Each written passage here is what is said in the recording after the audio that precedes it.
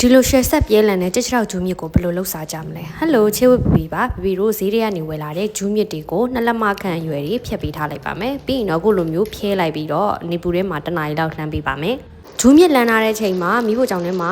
မြုပ်ကြီးစိမ့်ရဲ့ကြက်တုံဖြူရကိုလှော်ပါမယ်ပြီးရင်တော့ထောင်းပါမယ်ခုနကတော့လှမ်းထားတဲ့ဒီဂျူးမြစ်တွေကိုပြုတ်ထားတဲ့ကြက်ချောက်နှစ်ပိုင်းခုတ်တွေကိုပြီးထည့်ပေးလိုက်ပါတယ်ဒါကတော့လှော်ပြီးထောင်းထားတဲ့မြုပ်ကြီးစိမ့်နဲ့ကြက်တုံဖြူပါအဲ့ဒါပြီးရင်တော့ဗီတို့ပို့ဆအောင်လို့အလှော်မှုတ်ငရုတ်တီးအလှော်မှုတ်ထည့်ပေးမယ်ပေါ့နော်ပြီးရင်တော့ဖူဇူကထုတ်တဲ့မာလာရှန်ကောအနှစ်ကိုပြပြကတော့တုံးထားပါတယ်တထုပ်တုံးတယ်ပြီးရင်လာရှိုးရှင်းထုတ်တဲ့ငါးမျိုးဆက်မဆလာလေးတုံးထားပါတယ်ပြီးရင်တော့ထည့်ရမှာကမာလာရတာအမှုတ်ပေါ့နော်မာလာအမှုတ်ကိုလည်းထည့်ပေးရပါမယ်မာလာအမှုတ်မထည့်လည်းရပါမယ်ထည့်ရင်တော့ပို့စားကောင်းပါတယ်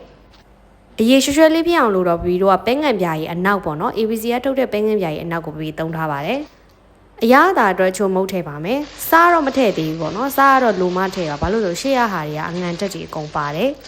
ပြီးရင်တော့ဗီတို့အားရပါရကြီးခုလိုမျိုးဟော့တလို့နေပြီးလိုက်ပါမယ်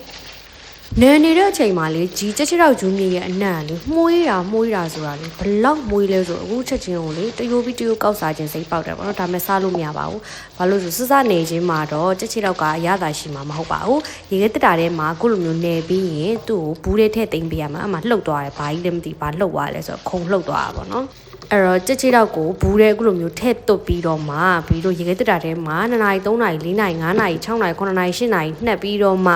စားမှသာကြက်ချောက်ဂျူးမြစ်ကအရသာအထဲကိုဝင်နေပေါ့နော်အခုချိန်ကောက်စားရင်တော့အပြင်အပေါ်ရန်ရတာလေးပဲစားလို့ရပါမယ်ကဲဒါဆိုရင်တော့ဘီအားလုံးပေါင်း3000ဘိုးပဲကြပါတယ်အတိအကျ3000ဘိုးပဲကြတယ်ပေါ့နော်တပူးကြီးရတယ်